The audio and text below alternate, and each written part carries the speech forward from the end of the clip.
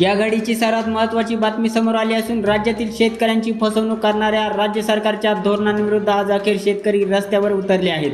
अखिल भारतीय किसान सभेच्या नेतृत्वाखाली आज संपूर्ण महाराष्ट्रात सरकारचा निषेध व्यक्त करण्यात येत आहे। सरकारने जाहीर केलेली कर्जमाफी म्हणजे डोळ्यात धुळफेक आहे असा आरोप करत आज ठाणे, पालघर, नांदेड, सातारा, बीड, सांगली, किनवट, मंचर, आंबेगाव, खेड, नांदगाव, लोणी, परभणी, कोल्हापूर, अहिल्यानगर, सांगली, नाशिक, परभणी यांसह अनेक जिल्ह्यांमध्ये शेतकऱ्यांनी तीव्र निदर्शने केली। सरकारने जाचकाठी लादून लाखो शेतकऱ्यांना मदतीपासून वंचित ठेवले आहे। 12,71,000 शेतकरी आणि नियमित कर्ज भरणारे 23,73,000 शेतकरी या अटींमुळे लाभापासून दूर राहिले आहेत। देवस्थान जमिनी कसणाऱ्या शेतकऱ्यांच्या हक्काचा कायदा दबाव गटांच्या प्रभावाखाली देऊन स्थगित करण्यात आला आहे। ही बाब अत्यंत संतापजनक आहे। हा कायदा तातडीने मंजूर करण्याची मागणी किसान सभेने लावून धरली आहे। 7/12 पूर्णपणे कोरा करावा।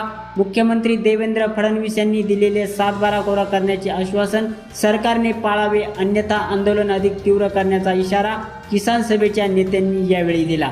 आता उद्या 12 जून रोजी किसान सभेचे शिष्टमंडळ पुण्यात कृषी मंत्री दत्तात्रय भरणे यांची भेट घेणार आहे। या बैठकीकडे आता संपूर्ण महाराष्ट्रातील शेतकऱ्यांचे लक्ष लागले आहे। आंदोलने सुरू आहेत, मागण्या स्पष्ट आहेत। आता सरकार यावर काय निर्णय घेते की पुन्हा एकदा आश्वासनांची मलमपट्टी केली जाते हे पाहणे महत्त्वाचे ठरेल। पाहत रहा जनसंवाद। धन्यवाद।